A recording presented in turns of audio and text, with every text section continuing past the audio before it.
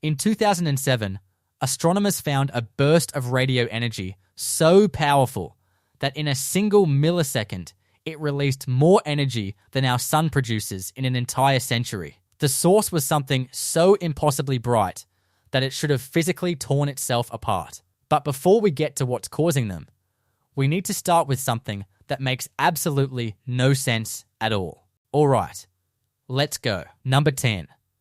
The boots of eternal darkness. In 1994, researchers at Johns Hopkins University, using the Clementine spacecraft, discovered something strange inside the craters at the moon's south pole. Deep inside the crater Shackleton, they found regions that have not seen a single photon of sunlight for over 2 billion years. These permanently shadowed regions sit at minus 248 degrees Celsius, colder than the surface of Pluto. The problem is that at these temperatures, volatile compounds behave in ways we don't fully understand. Water ice becomes harder than most rocks. Carbon dioxide freezes into dry ice that can flow like sand. Methane turns into a sludge that migrates across the surface through a process called cryogenic distillation. What no one expected was that these ultra-cold traps might be collecting not just water, but complex organic molecules delivered by comets over billions of years. If those organics exist, and if they have remained perfectly preserved in this deep freeze, they could be a chemical record of the prebiotic molecules that seeded Earth. We cannot sample them yet, because no rover or lander has been designed to operate at 248 degrees below zero.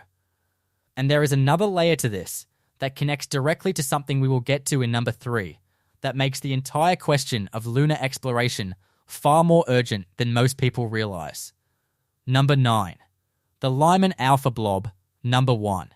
In 2000, astronomers using the Very Large Telescope in Chile identified a cloud of hydrogen gas so massive that it stretches across 300,000 light years, 3 times the width of our entire galaxy. This thing is glowing with ultraviolet light so intense that it outshines every star forming galaxy within it.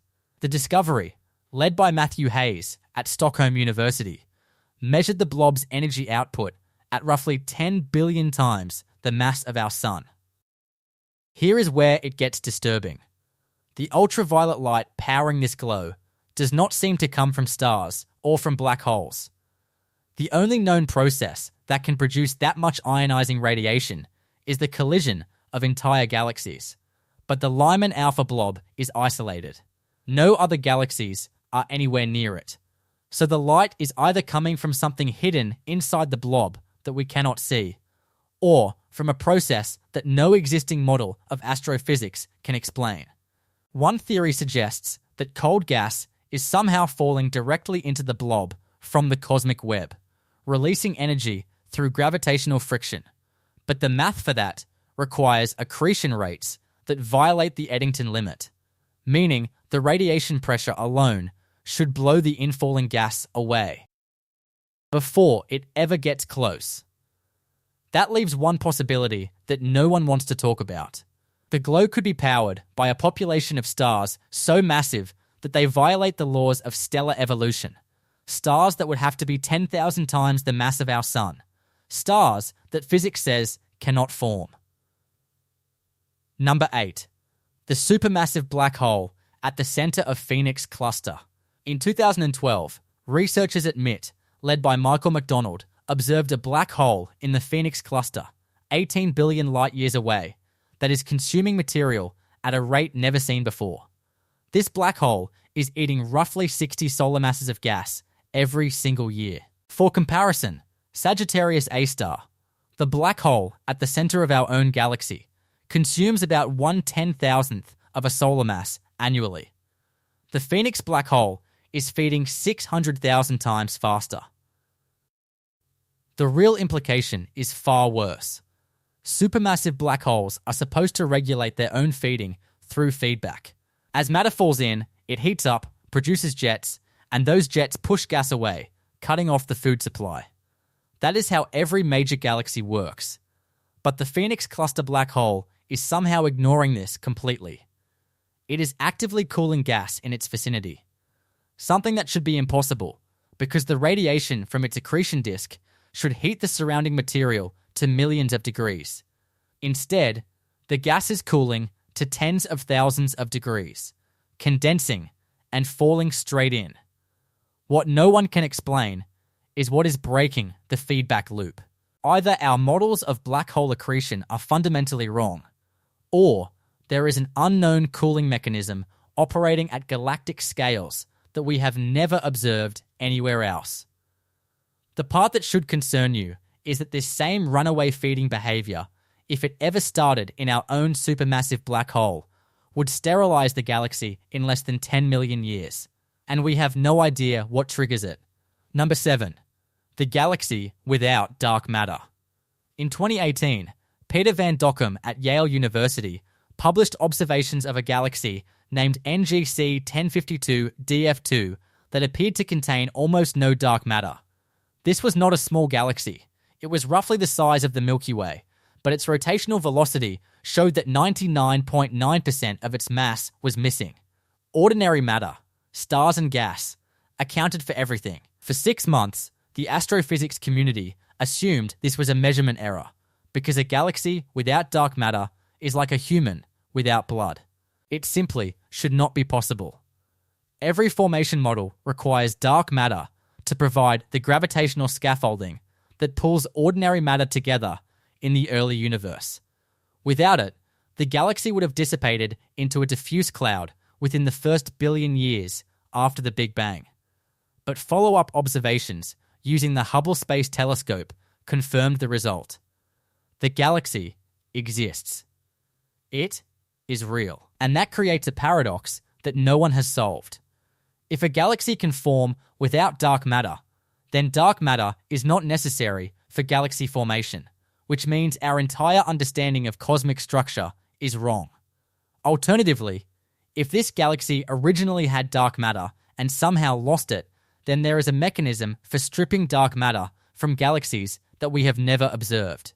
The part that no one talks about is what this implies for dark matter detection experiments on Earth.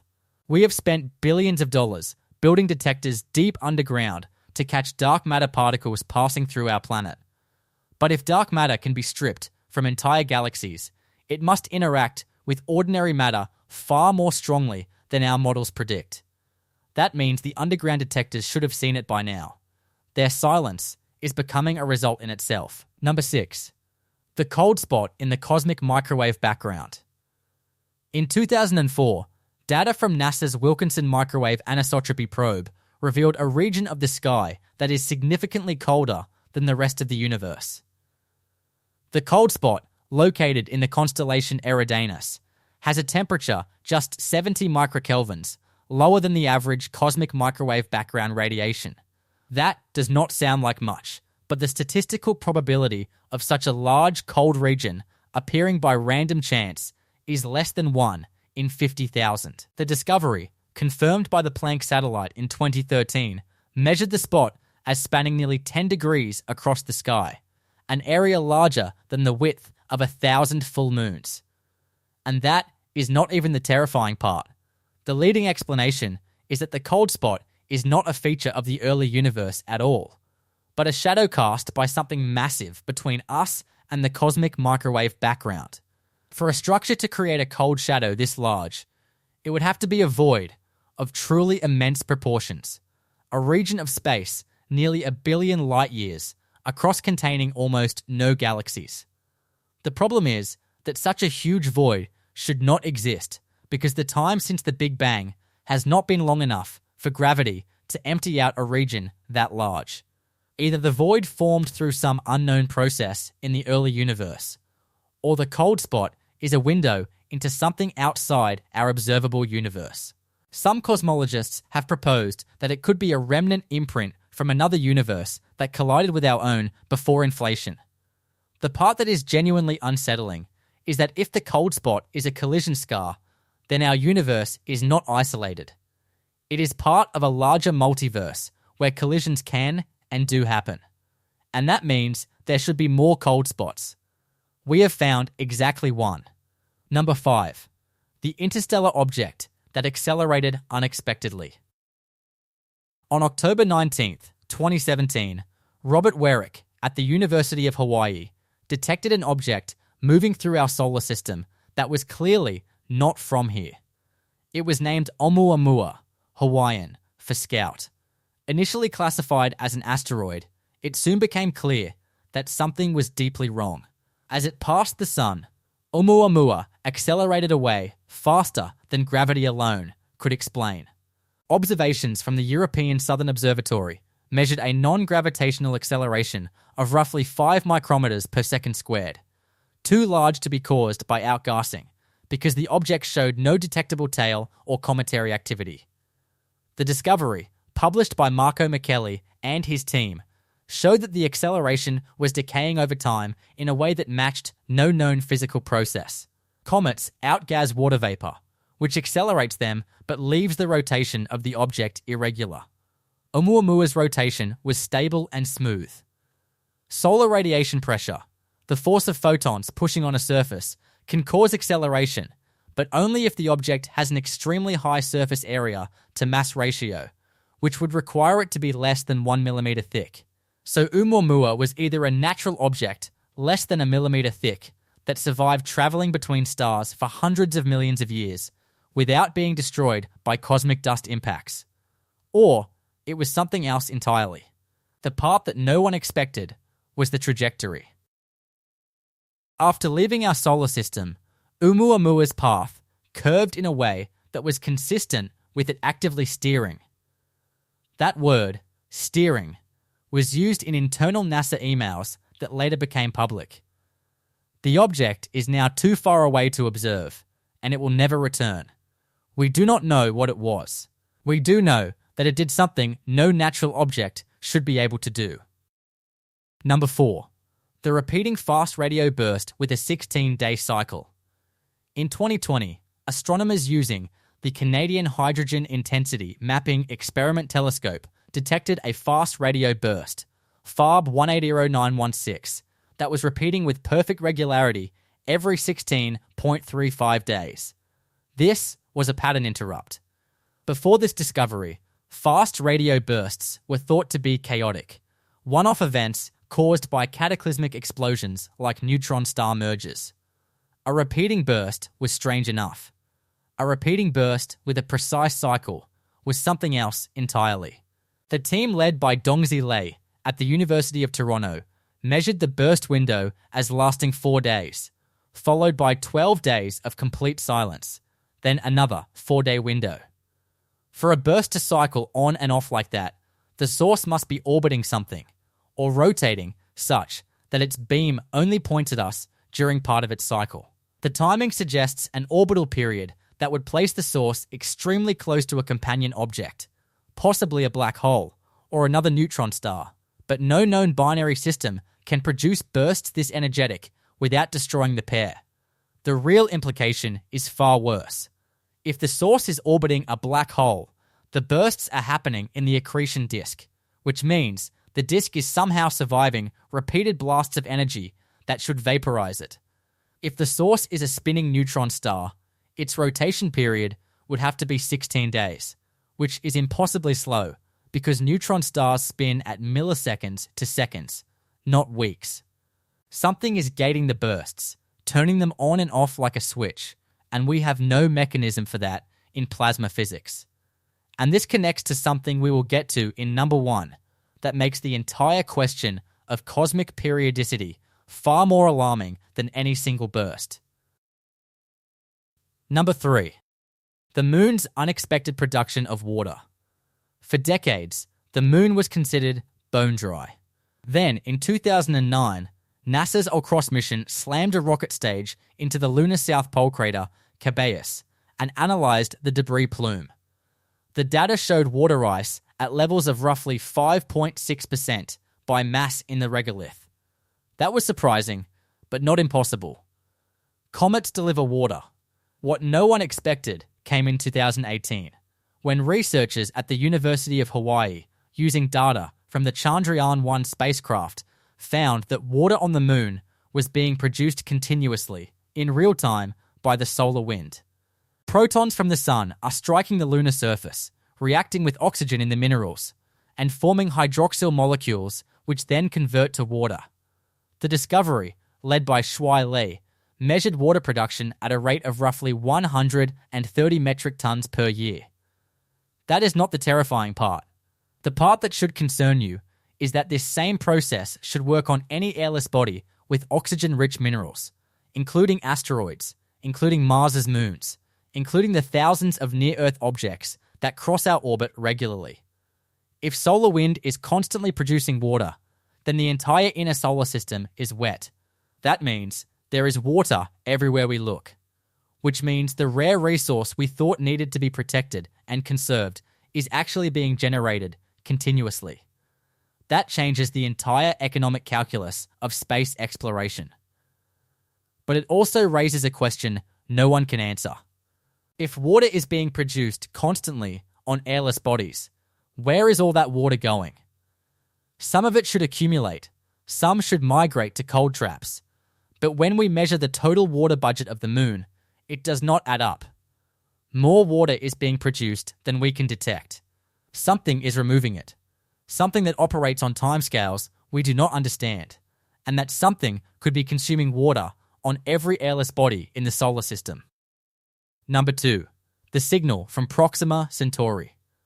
On April 29, 2019, the Parkes Observatory in Australia detected a narrowband radio signal at 982.02 MHz, a frequency that is not produced by any known natural astrophysical process. The signal, designated Bell C1, Breakthrough Listen Candidate 1, came from the direction of Proxima Centauri, our closest neighbouring star system just 4.2 light-years away. The discovery team, led by Shane Smith at the Breakthrough Listen project, measured the signal drifting in frequency over time, exactly as you would expect from a transmitter on a planet orbiting a distant star. For several months, the team remained silent, verifying the data against every known source of human radio frequency interference. They found no clear terrestrial origin. The signal did not match satellites. It did not match ground-based transmitters. It did not match any known natural source. And that is where the story takes a sharp turn. What no one talks about is that the signal disappeared after 6 months and has never returned. We pointed every available telescope at Proxima Centauri. We listened for months. Nothing. The team eventually concluded that the signal was likely some unusual form of human interference, but they could not identify the source. That is the official line. The unofficial line, the one whispered in conference calls and private emails, is that the frequency drift of Bell C1 was too clean. Human interference produces erratic drifts as signals bounce off buildings and terrain. Bell C1 drifted smoothly, coherently, as if it came from a source moving with constant acceleration through space. The part that is genuinely disturbing is that we have no way to rule out an extraterrestrial origin because the signal stopped before we could confirm it. If it was aliens, they either stopped transmitting or they moved. And if they moved, we have no idea where they went. Number 1. The Great Attractor and the Dipole Repeller. In the 1970s, astronomers noticed that our entire galaxy, along with 100,000 other galaxies, is being pulled toward a mysterious region of space in the direction of the constellation Centaurus.